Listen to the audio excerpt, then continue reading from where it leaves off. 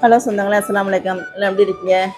நம்ம ஃபேன்சி கிச்சனில் சேப்பங்கிழங்கு கட்லெட் எப்படி செய்யுதுன்னு பார்ப்போம். ஒரு 1/2 கிலோ கிழங்கு எடுத்து வேக வச்சு தோல் உரித்து வச்சுருக்கோம். இதை அப்படி நல்லா மசிச்சுக்கலாம் ஆற விட்டு.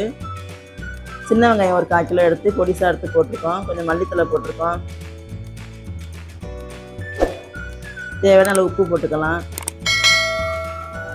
ஒரு ஸ்பூன் மிளகாத்தூள், ஒரு ஸ்பூன் மஞ்சத்தூள், ஒரு ஸ்பூன் மல்லித்தூள், ஒரு ஸ்பூன் மிளகு ஜீரகத்தூள், 1/2 ஸ்பூனு பட்டை மிளகாய் தூள், இஞ்சி பூண்டு 1 ஸ்பூனு எல்லாம் போட்டு நல்லா பிணைஞ்சிக்குங்க. டிஃப்ரெண்ட்டான டேஸ்ட்டில் சூப்பராக இருக்கும்.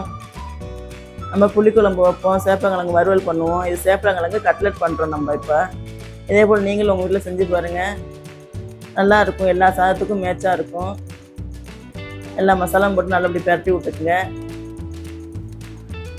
டொமேட்டோ சாஸு 1 ஸ்பூன் போட்டுக்கலாம், நல்லா டேஸ்ட்டு கொடுக்கும்.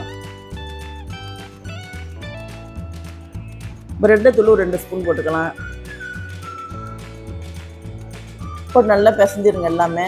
இதை ஊற வைக்கணும் தேவையில்லை. பிணைஞ்ச உடனேயே நம்ம பொரித்து எடுத்துக்கலாம். இது நல்லா கெட்டி எல்லாம் பிணைஞ்சிக்குங்க.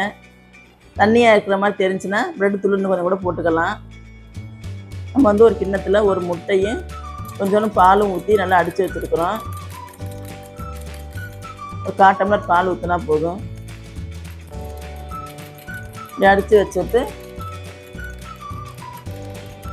நம்ம உருண்டைங்களாக போட்டுக்குவோம். இதை மசாலாவை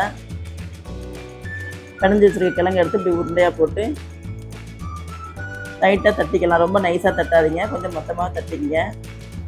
இந்த முட்டை பாலில் இப்படி டிப் பண்ணி எடுத்துக்கங்க.